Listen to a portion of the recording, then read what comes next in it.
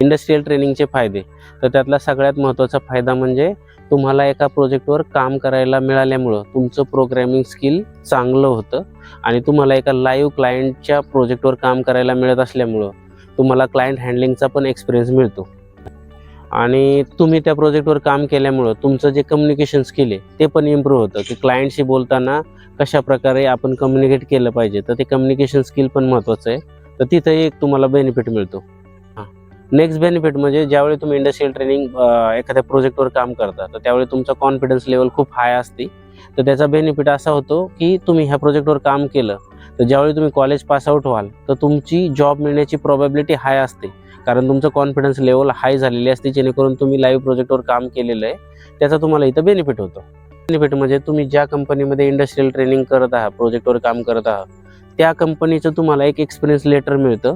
तर त्या एक्सपिरियन्स लेटरचा ज्यावेळी तुम्हाला नवीन जॉब मिळवायचा आहे तर त्या एक्सपिरियन्स लेटरचा तिथं दाखवल्यानंतर तुम्हाला एक बेनिफिट होतो. बाकीची मुलं नुसती पास आउट होतात, पण तुम्ही जर इंडस्ट्रियल ट्रेनिंग केलं तर तुमच्याकडे ते एक एक्स्ट्रा लेटर पण असतं आणि तुम्ही तुमच्या रिझ्युमेमध्ये तुम्ही ज्या प्रोजेक्टवर काम केले 6 महिने जे काय काम केलं असेल, 3 महिने 6 महिने, ते तुमच्या रिझ्युमेमध्ये टाकू शकता आणि पुढच्या एम्प्लॉयला पाहू शकतो की ह्या कॅन्डिडेटने इंडस्ट्रियल ट्रेनिंगच्या प्रोजेक्टवर काम केलेलं आहे.